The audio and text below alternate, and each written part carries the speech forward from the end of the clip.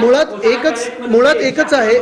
नाही, आता एकच महत्त्वाचा विषय आहे की आता आपल्याला जे अनिल परब साहेबांनी सांगितलं, साधारणपणे ज्या गोष्टी आपल्या समोर आणल्या, पूर्ण जी क्रोनॉलॉजी होती, काय काय होतं, हे सांगितल्यानंतर आपल्या लक्षात सगळ्यांचं आलं असेल की इथे प्रोसेस जी होती, कुठे ना कुठेतरी फ्रॉड झालेला आहे, जो आम्ही सगळ्यांच्या लक्षात आणून देऊ इच्छितो.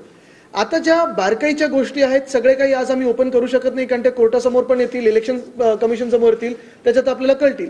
पण हे सगळं होत असताना आपल्यासमोर हेच आणायचं आहे की ही जी निवडणूक झाली, आणि खास करून ह्या सीटची झाली, ही फ्री अँड फेअर होती का? मतमोजणीची जी प्रक्रिया होती ती फ्री अँड फेअर होती का? जी आपल्याला अपेक्षित आहे की देशात पारदर्शकपणे निवडणुका झाल्या पाहिजेत, मतमोजणी आहे पारदर्शकपणे झाली पाहिजे, लोकशाहीचा सण आपण याला मोजतो, हा सण तसा साजरा गेला का?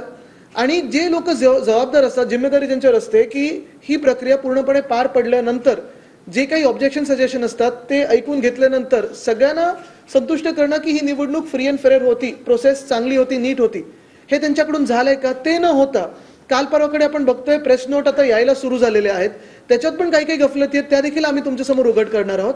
आजची ही प्रेस कॉन्फरन्स ही पहिली प्रेस कॉन्फरन्स होती, कारण इथपासून ही लढाई सुरू होत आहे. आज जी जगभरात आणि देशभरात चर्चा सुरू आहे, मला वाटतं आमच्यासारखे अनेक अशा वेगळ्या वेगळ्या सीट्स असतील देशभरात जिथे ही चर्चा होऊ शकते. पण हा जो भाजपाने विजय क्लेम केलेला आहे तो देखील 303 वरनं 240 वर आलेला आहे. काल पण मी सांगितलं की ही यंत्रणा जर त्यांच्या हातात नसते आणि खरोखर फ्री अँड फेअर इलेक्शन झाले असते तर 240 काय 40 देखील जागा भाजपाच्या या देशात आल्या नसत्या.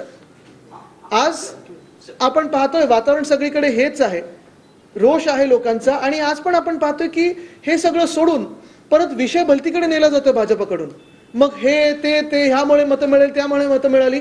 मी एवढंच सांगेन की भाजपला ज्या काही सीट मिळालेल्या आहेत, मतं मिळालेली आहेत, ती ह्या यंत्रणेचा गैरवापर करून मिळालेल्या आहेत. आज या प्रेस कॉन्फरन्समधून निवडणूक आयोगाने योग्य ती जी काही सूचना आहे ती घ्यावी, पुढची कारवाई करावी. अन्यथा आम्ही सगळे आहोतच, आणि आम्ही जी काही लिगल कारवाई आहे त्याच्यावर पूर्णपणे पाठलाग करून, पाठपुरावा करून हा विजय जिंकणार, म्हणजे हा विजय आम्ही हातात घेणार म्हणजे घेणार, हे आपल्याला सांगतो. धन्यवाद.